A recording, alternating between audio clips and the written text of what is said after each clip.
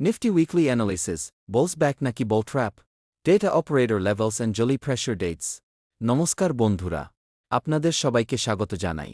আজকের ভিডিওতে আমরা শুধুমাত্র চার্ট দেখব না, বরং data operator levels, time cycle এবং প্রেশার ডেটস এর উপর ভিত্তি করে আগামী সপ্তাহের নিফটির সম্ভাব্য দিক বিশ্লেষণ করব।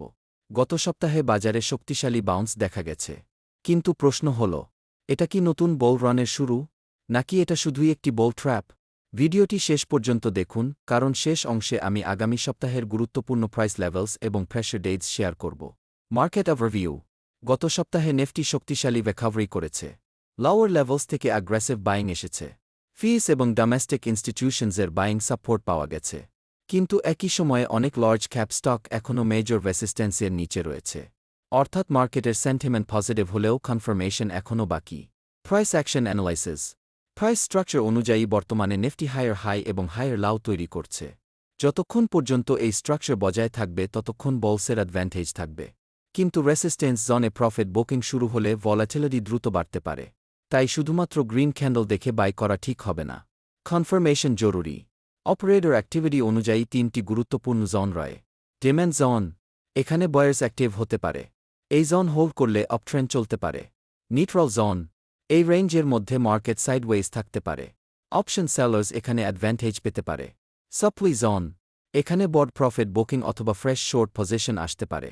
মার্কেট যদি এই জোন ব্রেক করতে পারে, তাহলে নতুন আপট্রেন্ড শুরু হওয়ার সম্ভাবনা বাড়বে। ও ডেটা অ্যানালাইসিস। অপশন ডেটা অনুযায়ী কল রাইডার্স এবং ফাড রাইডার্স দুজনেই পজিশন বিল্ড করছে। ওপেন ইন্টারেস্ট শিফট হলে ট্রেন্ড খুব দ্রুত পরিবর্তন হতে পারে, তাই প্রতিদিন ওই চেঞ্জ মনিটর করা অত্যন্ত গুরুত্বপূর্ণ। এখন আসি সবচেয়ে গুরুত্বপূর্ণ অংশে।